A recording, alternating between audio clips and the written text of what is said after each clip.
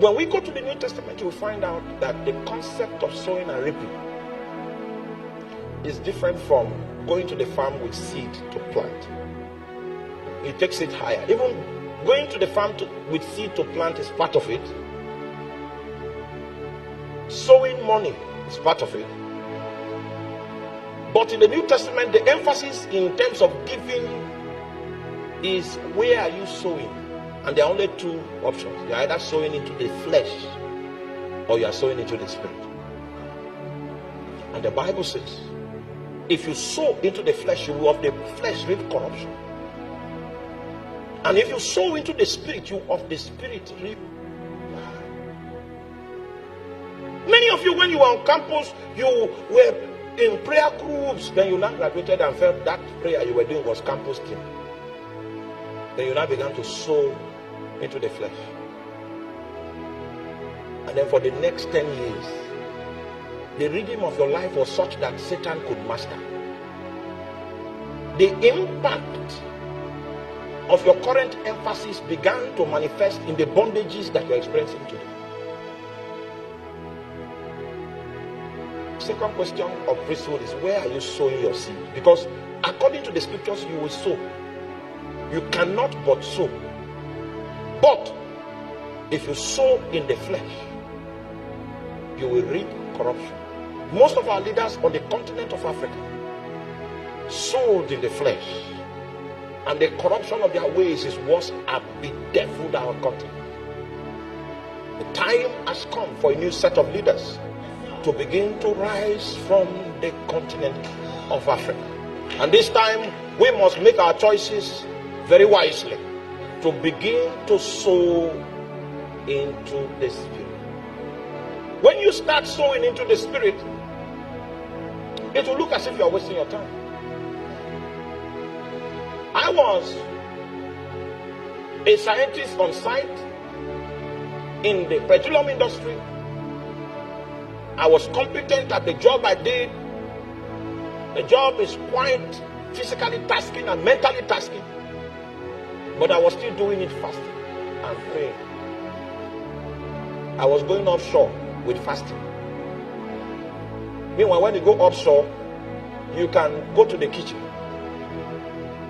Then you will see Russian food, see this kind of food, see chicken, see this kind of meat, see pepper soup.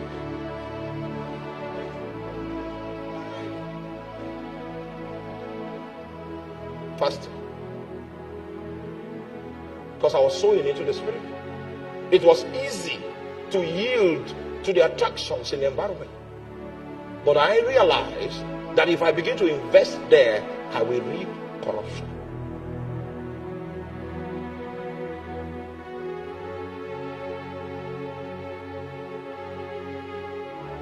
Many years later,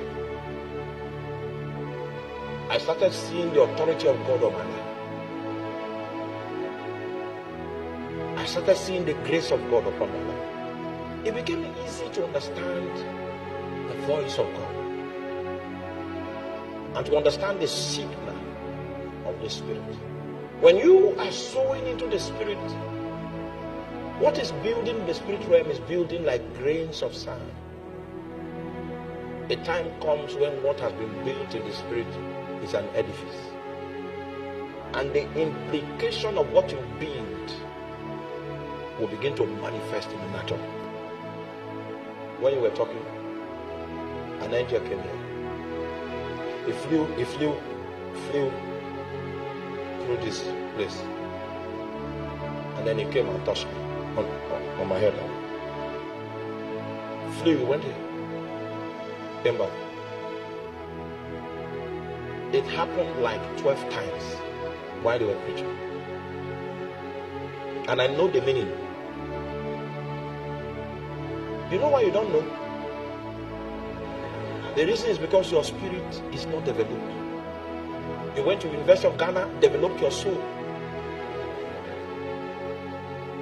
Huge.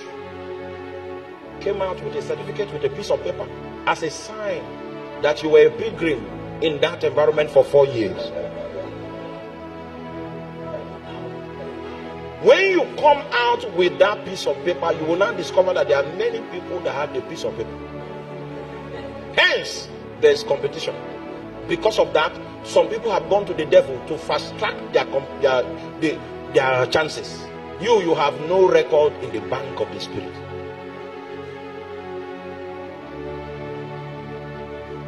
You ought to have graduated with 2 degrees from the University of Ghana in your discipline and with the Lord. Authority from the Lord. Because those are the things you will need to survive. God can decide to use that platform of your discipline to move you in as a priest there to begin to influence things. So your certificate is important. The Lord might decide to use it. He used mine for a season. He used it. And I stood for him as much as I could. For 16 years. Are you with me? But the resources with which I stood where I stood, I got that from priesthood.